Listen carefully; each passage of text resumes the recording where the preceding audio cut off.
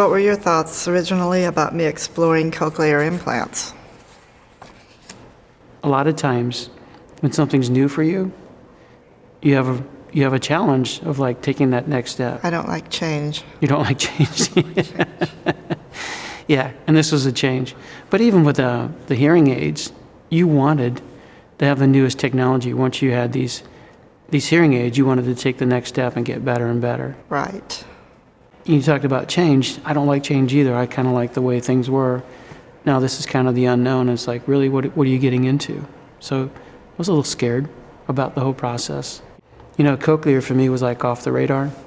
I wasn't aware that you were even thinking about it. I'm an engineer, right? And I was kind of kicking myself thinking like, okay, why wasn't I grabbing this information and putting it in your lap? So, but I know you, once you want something, you go after it. So I got a kick out of the process that you're taking charge. This is something that can make a difference in your life. That to me kind of got me excited because, okay, here's something new. And then, okay, how can I support you? Right. Yeah. You did.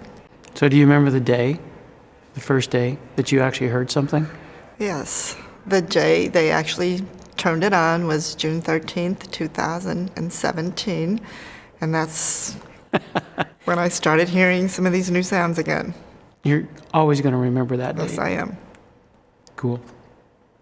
Next question is, do you have a first memory of hearing again with your cochlear implant?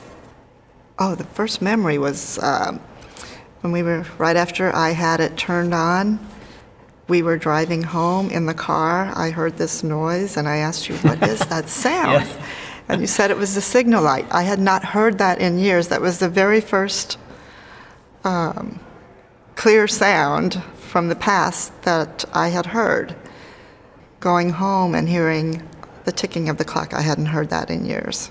Yeah, it's funny because we never talked about it, that, you know, these sounds that are all around us, you never picked up on them or never complained that you weren't hearing them. It's just that you just accepted it. Right. I remember you talking about the salt. You have to explain that one. The salt hitting the side of a metal pan when I'm shaking it. See, I can barely hear that, and you're... Well, I heard it, and it was like, wow, what is that? So I shook it again. I was like, wow, this is amazing. And then the next day I heard the coffee pot beeper go off. And not only did I hear it go off, I realized from the other room that it beeped 5 times when the coffee was finished. And I had used this coffee pot for years. I had never heard that before. So, it was just amazing. You're telling me about the blinker. It's like, it was such a simple thing for you to say, you heard that, and I take this for granted all the time, that I was amazed that it got you that excited. And then you told me about the salt shaker on the tin pan, and then it's more like, okay, I got excited because it's like, what are you going to hear next? So we're talking about the second implant, what that's going to mean to you, but you got to share with me, what's your biggest fear about taking that next step?